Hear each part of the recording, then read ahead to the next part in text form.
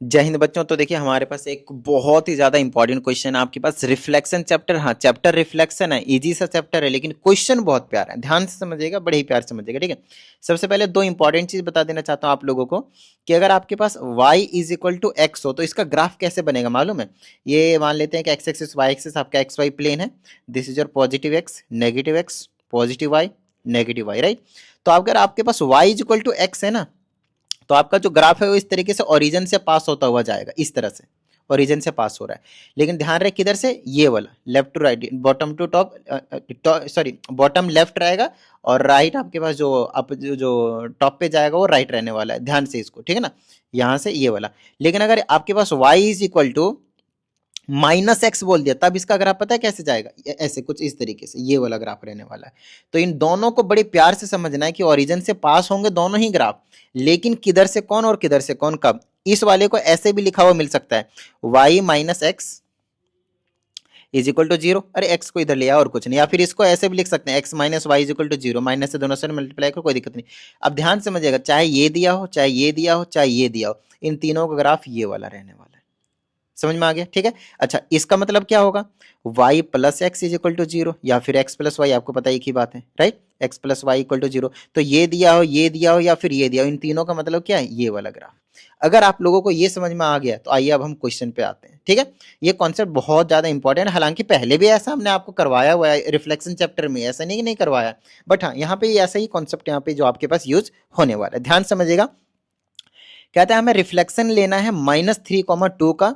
यहाँ पे ना स्वैप का ही कॉन्सेप्ट लगने वाला है। स्वैप का मतलब क्या था, आप ध्यान समझिएगा। जैसे कि मैंने बोला कि a कॉमा बी है, तो इसके स्वैप का मतलब होता है b कॉमा ए।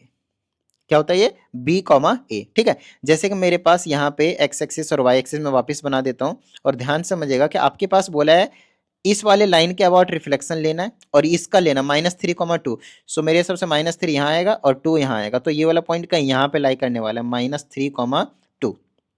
मान लेते हैं ये वाला जो पॉइंट है वो ए है, अगर इसका रिफ्लेक्शन लेंगे तो ए डैश आ जाएगा। आई बात समझ में, ठीक है। चलो अब ध्यान से समझना इसको, ठीक है।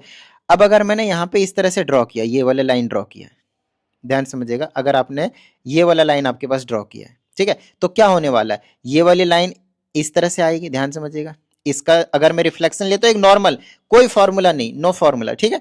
यहां से यहां तक का डिस्टेंस, ठीक इतना ही डिस्टेंस पे ये कहां पे लाई करने वाला है, इस साइड। इतना ही बिल्कुल सेम डिस्टेंस पे ये कितना किधर रिफ्लेक्शन होगा, रिफ्लेक्शन होने के बाद ये कहीं पे यहाँ पे लाई करने वाला है। इसका मतलब यहाँ से यहाँ तक ये वाला डिस्टेंस और ये वाला डिस्टेंस आपके पास एग्जैक्टली सेम है। इसका मतलब अगर ये इसको ए माना था तो इस वाले पॉइंट को आप क्या बोलेंगे, ए डैश। अब आप खुद ही बताइए कि ये वाला जो पॉइंट है वो क्या होगा।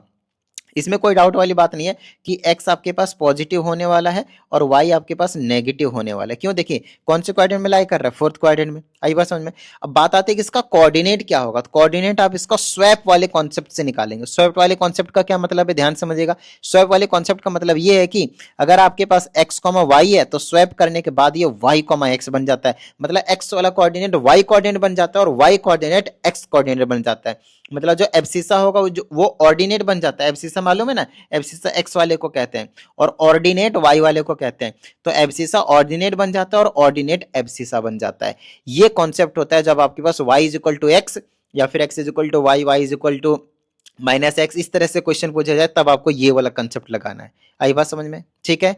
चले आगे, ओके ग्रेट। तो यहाँ पे ये वाला जो कॉन्सेप्ट है वो क्या होने वाला है, यहाँ पे 2 हो जाएगा। ध्यान समझिएगा, जो y एक्सिस था वो x एक्सिस बना दिया और जो x एक्सिस था उसे आप y एक्सिस बना देंगे। लो भाई, ये आपका आंसर हो गया 2,-3।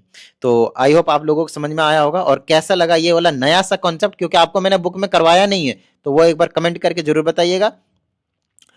और ये आपके पास 7428525669 ये मेरा व्हाट्सएप नंबर है। तो बिंदास आप लोग अपने डाउट को भेजते रहिए और अपना जो प्रॉपर वीडियो सॉल्यूशन है उसे आप पाते रहिए और मेहनत करते रहिए। तो चलिए, उम्मीद करते हैं इस वीडियो में सभी चीज़ें आप लोगों को समझ में आ गई होंगे। और अगर ऐसा है तो फटाफट वीडियो को लाइक कर दीजिए।